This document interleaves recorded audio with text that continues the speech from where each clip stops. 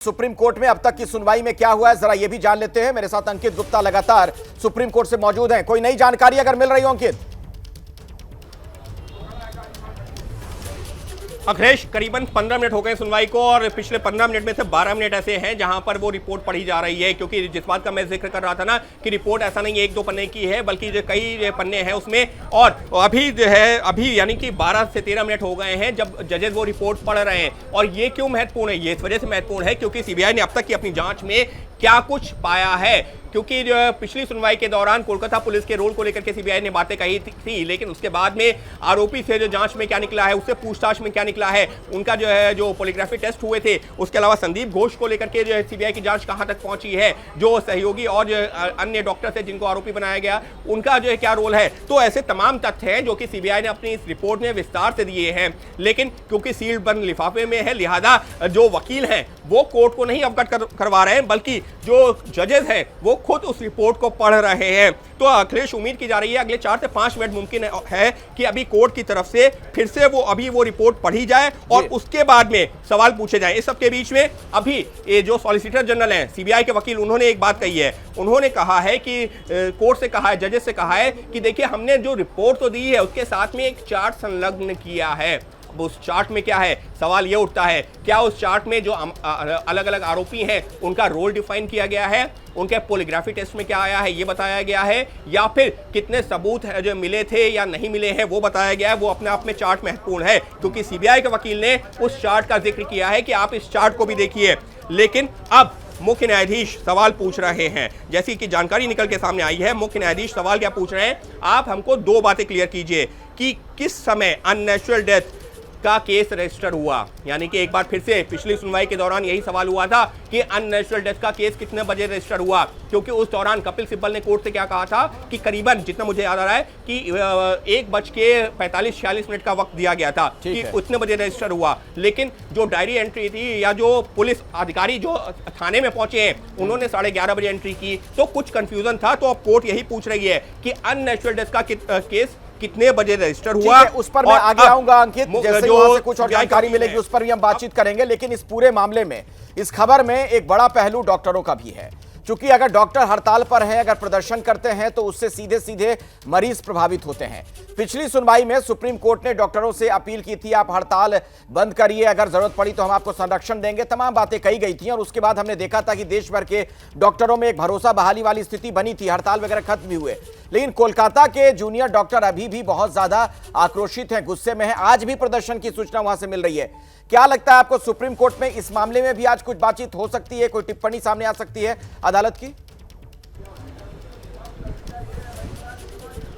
जी बिल्कुल, देखिए वो टिप्पणी तो आ ही सकती है, लेकिन अखिलेश फिर दोहरा रहा हूं कि इसी बात का जिक्र कपिल सिब्बल ने शुरुआत में किया था कि डॉक्टर अभी भी हड़ताल है, लेकिन हड़ताल पर है जिससे मरीजों की जान जा रही है। लेकिन कोर्ट ने कहा हम इस एस्पेक्ट को गौर करेंगे, लेकिन पहले सीबीआई की रिपोर्ट देखें। अखिलेश, एक अपडेट आया है। अपडेट क्या आया है? जो कोर्ट ने सवाल पूछा था ना कि अननेचुरल डेथ का केस कितने बजे दर्ज किया गया, कपिल सिब्बल जो कि कोलकाता पुलिस को भी रिप्रेजेंट कर रहे हैं, उन्होंने बताया है कि 1:47 पर डेथ सर्टिफिकेट जारी किया गया है। और उसके अलावा जो अननेचुरल डेथ का जो केस था 2:55 पर हुआ है। यानी कि कपिल सिब्बल अब इस बात का जवाब कोर्ट के सामने रख रहे हैं, क्योंकि शुरुआत में जांच कर रही थी कोलकाता पुलिस, लिहाजा कोलकाता पुलिस की तरफ से यही बताने की कोशिश की जा रही है कि देखिए अननेचुरल डेथ का केस हमारे पास में जो शुरुआत में जानकारी थी उसके आधार पर दर्ज हुआ था।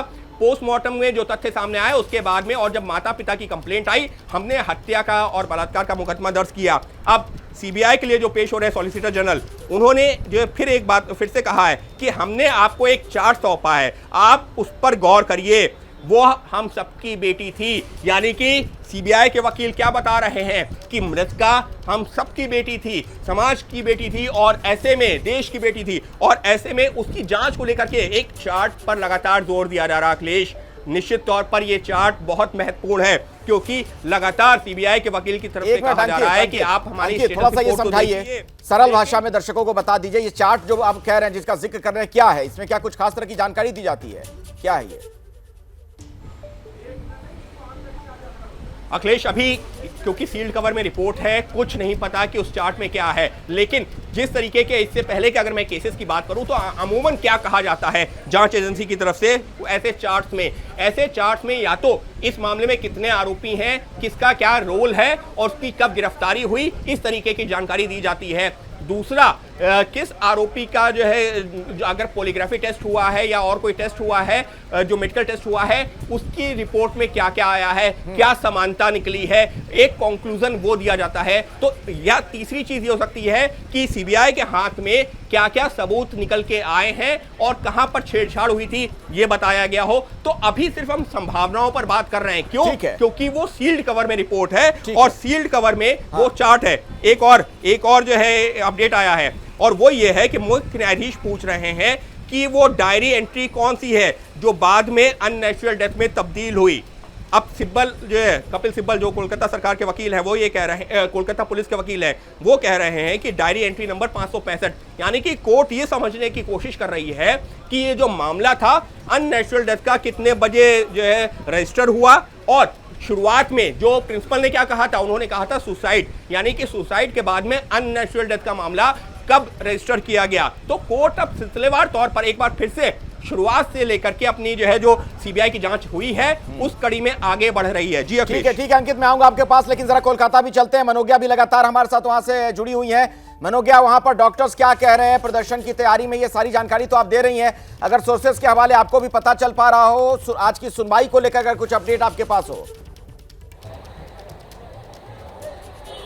देखिए, सुनवाई को लेकर अपडेट यह है कि सीबीआई की जो रिपोर्ट दी गई है उसमें दो बातें बड़ी साफ हैं कि मुख्य आरोपी संजय रॉय है और उसके अलावा और कौन कौन है इसकी अभी पुष्टि सीबीआई करने के लिए वक्त मांग रही है। दूसरी बड़ी बात यह आ जाती है कि सील बंद लिफाफे में, क्योंकि अब सुप्रीम कोर्ट ही ये फैसला लेगा, और ये भी सवाल उठाए जा रहे हैं कि डॉक्टर्स को जब रिक्वेस्ट कर दी गई है तो उसके बाद ये डॉक्टर्स वापस कब आएंगे, क्योंकि चरमराती हुई व्यवस्था अस्पताल की और मेडिकल व्यवस्था भी हो रही है, वो सिर्फ बंगाल नहीं बाकी कई इलाकों में भी हो रही है। और यही सवाल है, क्योंकि भरोसा, मैं आपको यहाँ पर अगर सूरजदास से कहूँ आपको तस्वीर दिखाएं कि किस तरह से भी सारे डॉक्टर्स यहाँ पर बैठकर सुन रहे हैं, इंतजार कर रहे हैं कि आज क्या होगा। यही आतुरता है, यही जानकारी लेने की कोशिश है और यही जानने की कोशिश है कि आखिरकार सुप्रीम कोर्ट के मन में क्या है आज, जहाँ एक और सीबीआई ये दावा कर रही है और ये पूरी तरह से पुष्ट कर देगी कि आखिरकार इस पर कौन कौन इसमें सम्मिलित रहा है, कौन कौन इसमें लोग रहे हैं। तो वहीं दूसरी ओर आज सुप्रीम कोर्ट का अगर बहुत महत्वपूर्ण सवाल सुने, जहां पर डॉक्टर संदीप घोष के घर का डिस्टेंस पूछा गया है। इसका मतलब क्या है? मैं मनोज्ञा आगे आपके पास आऊंगा, लेकिन अभी एक बड़ी खबर आ रही है सुप्रीम कोर्ट से, सीधे मैं अंकित के पास चलना चाहूंगा। अंकित। जी बिल्कुल अखिलेश, देखिए यहाँ पर जो है अभी सीबीआई के वकील और कोलकाता पुलिस के वकील में ही मतभेद आ गया है। कैसा मतभेद आया है? क्योंकि कपिल सिब्बल ने क्या बताया कि 255 पे पुलिस स्टेशन में वो अननेचुरल डेथ का केस रजिस्टर कर लिया गया है, लेकिन जो सीबीआई के वकील हैं वो ये कह रहे हैं कि जो उनके पास जानकारी है उस हिसाब से 11:30 बजे, रात में 11:30 बजे ये केस दर्ज किया गया है। तो इस तरीके की जानकारी आ रही है। 11:30 बजे का टाइम दिया है, अभी 11:30 बजे जो है सुबह का तो नहीं है, रात का ही है। 11:30 बजे रात में ये जो है दर्ज किया गया। कपिल सिब्बल कह रहे हैं नहीं, मेरे पास में कॉपी है जो ये बताती है कि 2:55 पर, यानी कि 2:55 पे दोपहर में 3 बजे के आसपास दर्ज किया गया। तो अभी सीबीआई के वकील और कोलकाता पुलिस के जो वकील हैं उनमें भी कोर्ट में जो है एक तरीके से मतभेद निकल के आ रहा है। दोनों लोग दावा कर रहे हैं कि हमारे पास दस्तावेज है और मतलब अंकित आप ये कह रहे हैं कि कोलकाता पुलिस की तरफ से जो जानकारी दी गई उस पर सीबीआई की तरफ से सवाल खड़े किए गए हैं। सीबीआई के वकील कह रहे हैं कि नहीं, जानकारी ये नहीं है, ये है। जी बिल्कुल, और ये बात पिछली सुनवाई के दौरान भी कोर्ट में आई थी, क्योंकि जब कोर्ट में जो सुनवाई के दौरान जानकारी आई थी तो कोर्ट ने अपने आप टिप्पणी करते हुए कहा था कि अभी जो हमारे सामने दस्तावेज हैं वो ये दिखाते हैं कि अननेचुरल डेथ का केस भी रात में 11:30 बजे पुलिस स्टेशन में दर्ज किया गया। हालांकि उस दौरान कपिल सिब्बल ने क्या कहा था, उस दौरान उन्होंने ये बताया था कि क्योंकि पुलिस अधिकारी जो आईओ था केस का, वो लगातार पोस्टमार्टम और उसके बाद में जो है जो अंतिम संस्कार हो रहा था मृतका का, वो वहां था। वहां से जब वो वापस लौटा आता है तब उसने पुलिस स्टेशन में वो केस दर्ज किया है अननेचुरल डेथ का। हालांकि उससे पहले डायरी एंट्री में वो दोपहर में दर्ज कर लिया गया था। तो उस दौरान जो तथ्य सामने आए थे, तो सीबीआई के वकील इसी बात को दोहरा रहे हैं कि रात में 11:30 बजे दर्ज हुआ है, लेकिन कपिल सिब्बल कह रहे हैं कि नहीं है, मेरे पास भी दस्तावेज है, डॉक्यूमेंट्स है जो ये बताते हैं कि 2:55 पर ही अननेचुरल डेथ का केस रजिस्टर हुआ है। तो अब आप अखिलेश ये समझना होगा कि कोर्ट कितना माइन्यूटली, यानी कि कोर्ट एक एक तथ्य को देखना चाह रही है कि आखिर इस मामले में सुसाइड का केस कब बताया गया, जो अननेचुरल डेथ का कब हुआ, जो मर्डर और रेप का केस कब दर्ज हुआ, क्योंकि ये अपने आप में बहुत सारे सवाल हैं। इस सब के बीच में कोर्ट लगातार यही समझने की कोशिश कर रही है। बिल्कुल, और कोर्ट का रुख बहुत सख्त है। आप देख रहे हैं किस गहनता के साथ, बारीकी के साथ जो जानकारी दी गई है स्टेटस रिपोर्ट में, उससे संबंधित वहां पर सूचनाएं ली जा रही हैं। जज कई सवाल पूछ रहे हैं वहां पर वकीलों से, ताकि स्टेटस रिपोर्ट में जो बात कही गई है उसको वो वेरीफाई भी कर सकें, क्रॉस वेरीफाई भी कर सकें। मेरे साथ मनोज्ञा भी कोलकाता से मौजूद है। मनोज्ञा, सवाल एक ये भी है, सीजेआई अगर पूछते हैं कि प्रिंसिपल के घर और कॉलेज में कितनी दूरी है, इसका मतलब क्या निकाला जा सकता है? इस सवाल के पीछे क्या छुपा हो सकता है?